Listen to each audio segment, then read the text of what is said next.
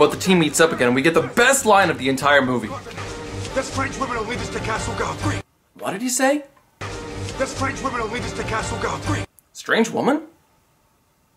Well, she's French, so I guess that counts. So the strange woman takes them to the rustic village of Castleguard, where they begin their search for the missing professor.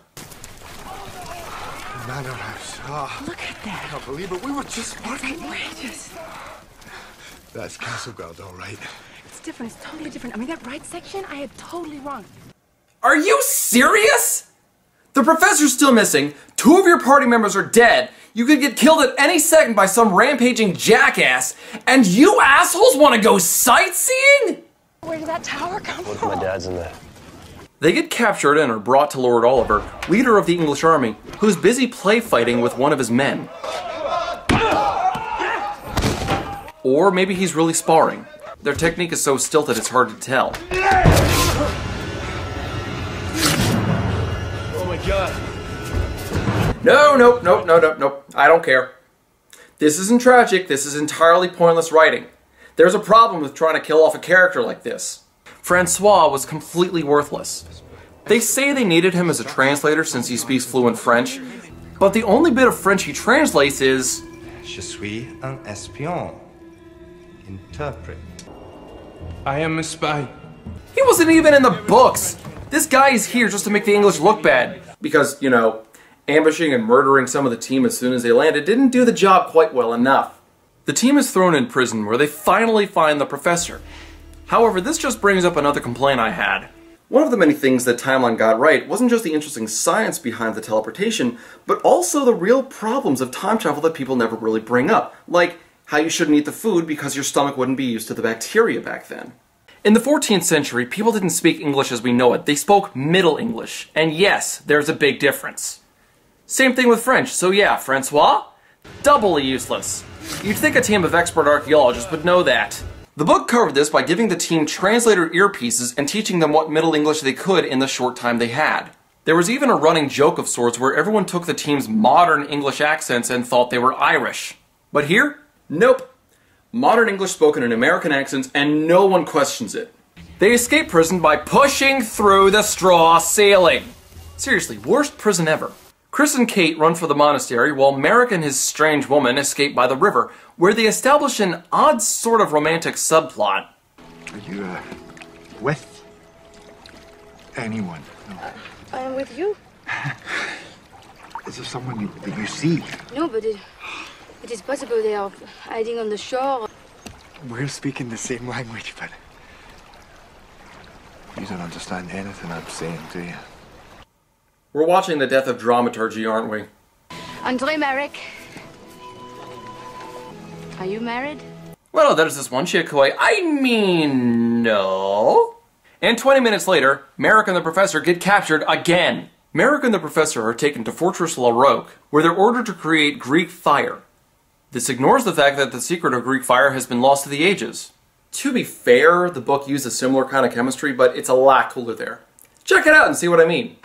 Meanwhile, Chris and Kate explore the monastery, looking for the rumored secret tunnel into Castle La Roque, when they come across a room that Kate finds awfully familiar. It was me.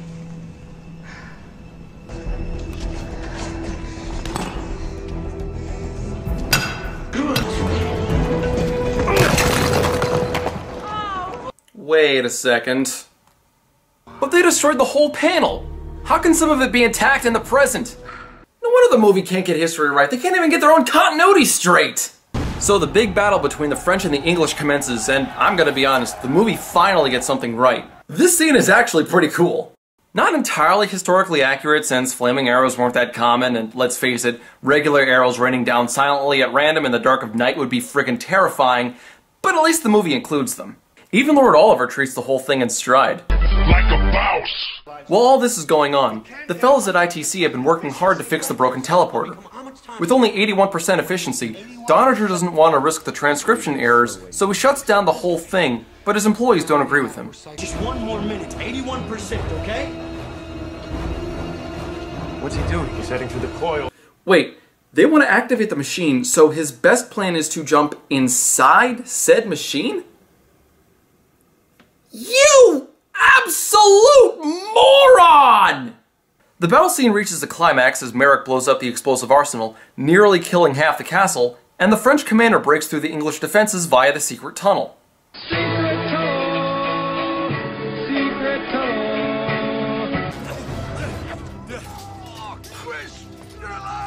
Hey, you just went through a 5-megaton explosion. You're the miracle here.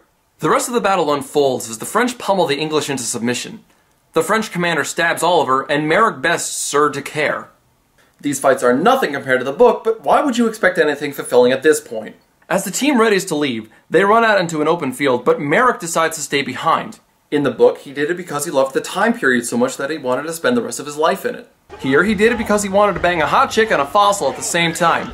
And so, the away team returns to the modern era, working at the dig site again. Chris and Kate become an item, and they discover that Merrick lived a happy life in medieval France. To my friends who survived me, I have chosen a wonderful life. Died 1382.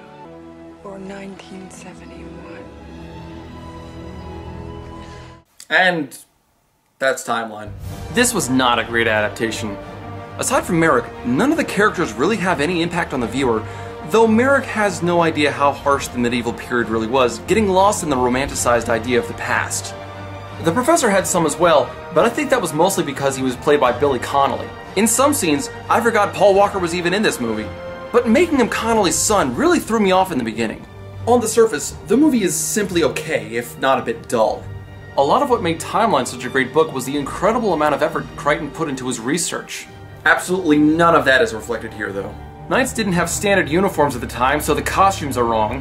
I've already explained how the languages are wrong, and the science of how they even got there was wrong. If they wanted to make a time-traveling movie, fine, but why put Crichton's title on it if they weren't going to follow the book? It's no wonder why Crichton distanced himself from the movie when it came out. And that's the big problem with the movie. They pecked away, and pecked away, and pecked away until there was nothing of Crichton's magic left. What we're given is a skeletal script with so little substance, so little meat on the bones, that we're lucky we haven't starved to death by the end of the movie. Build-ups go nowhere, character motivations are flat, and everything is made worse, like how Oliver, Decatur, and even Doniger died. They were all so much cooler in the book.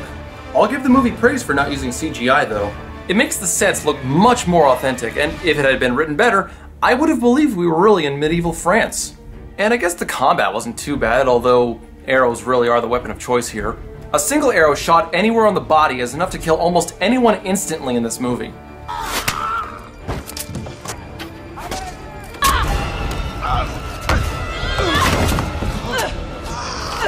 For me, the movie was incredibly dull, and I wasn't the only one who thought so.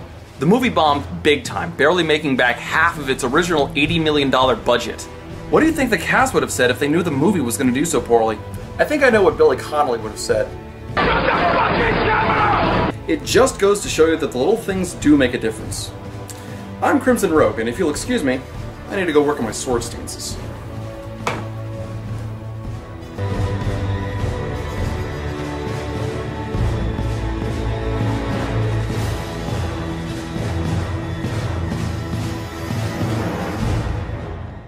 People then, they cared about each other.